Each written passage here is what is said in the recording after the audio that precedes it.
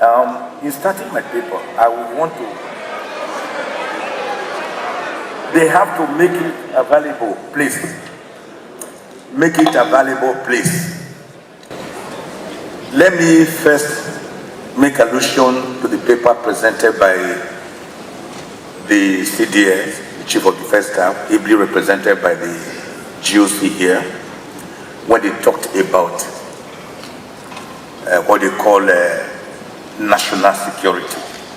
We have had that again and again, national security, right from the time of the Lugadian amalgamation of January 1, 1914. January 1, 1914, all the colonial masters, all the military youngsters in this country, up to the present government, they talk about national security. It is a lie. National security. The reality is that their national security is actually government security.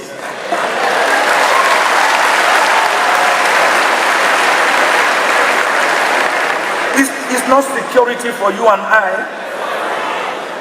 Many of you, when you were coming to Enugu on this journey, were you not scared? Were some of you not followed by fully armed personnel? Because there's no national security. It is just government security, security of those in power.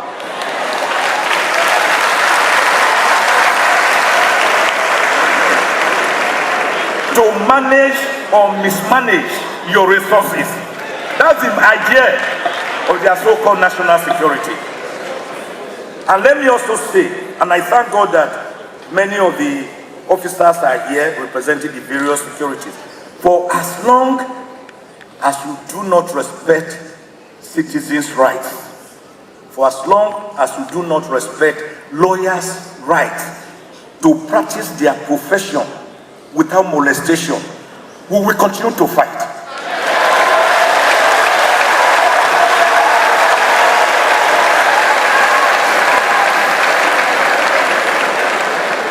When you seize a lawyer's fees, professional fee for doing his work, the fight will go on. EFCC seized my money, 75 million naira. I was doing a case for a client to, guess what, some lawyers were advising me, forget about the case, don't go to court. I said, when have we become so scared, so afraid, that we can't even take care of our own rights as lawyers, not to talk of other citizens? If you can't fight for yourself, how can you fight for others? So when I went to court, thank God the court held up to the Court of Appeal that a lawyer does not need to know the source with which his professional fees are paid.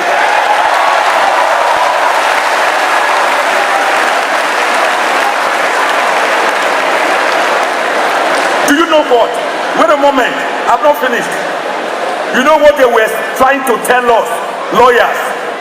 Because I'm looking at this topic from a different perspective entirely, even from my own paper presentation, because there are realities we must face. So when a client comes to you, and after listening to his problem or her problems, and you agree on a fee, you will ask the client, hello, you are going to pay me now? Say yes. What source is the money?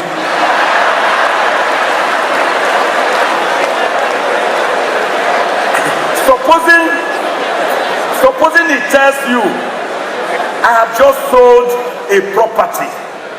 Then you say, okay, can I see the papers or the property so as to be sure that the money is not laundering money? Come on, we can't go on like that.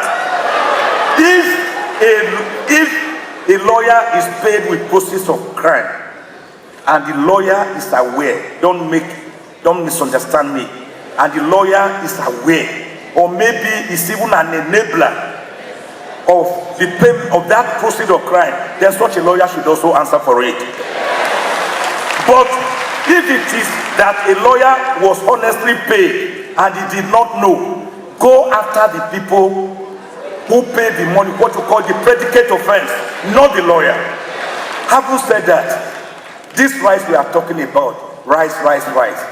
Since 1948, the Universal Declaration of Human Rights, the African Charter on Human and People's Rights, the International Convention on Civil and Political Rights, the International Convention on Economic, Social, and Cultural Rights.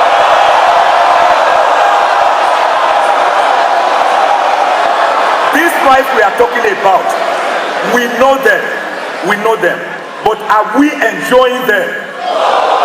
Are we enjoying the rights? We are not enjoying the rights. When we don't have good governance, we don't have basic amenities of life, the rights mean nothing to us. Many of us here, we talk about personal or physical rights. That's the one we talk when we are talking about security. There are more important security matters that are known to you. Your emotional security, your mental security, your educational security, your job security, your economic financial security.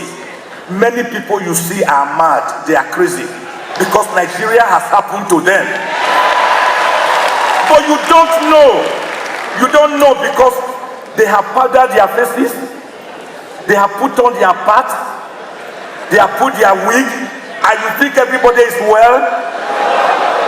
I will sit down, maybe the chairman may give me 1 or 2 minutes later. But as I go to, let me tell you, these rights we are talking about are yours for grasp. They are your right. You have freedom of speech because God gave you your mouth to speak.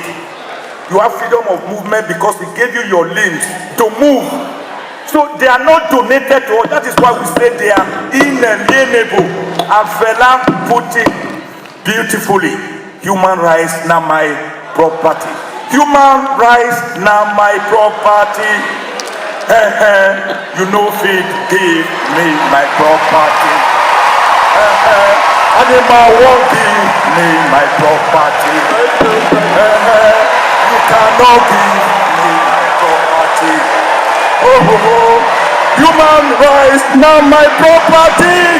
So therefore, you know, feed, give me my property. God bless you all. We want to stand up now and stand out. But I want to say, regrettably, for too long, we have not even been standing up. We have been sitting down or even lying down. What we have been doing has been a ritual, an annual ritual of having our AGC, whether in Port Harcourt, Lagos, Abuja, Enugu. Then we are already planning for the next year's own. Is that not what we are doing?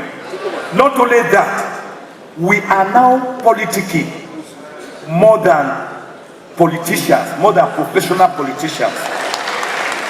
So, right now, positions for next year are already being canvassed. What time do we have for governance if we continue to now politic like politicians, professional politicians? Not only that, some lawyers I have observed in the last 25-30 years, they now practice bar. They don't practice law again. Let us interrogate society. Let us challenge impunity. Let us challenge governmental actions. Don't live like lawyers or bread and butter alone. Stand up and stand out.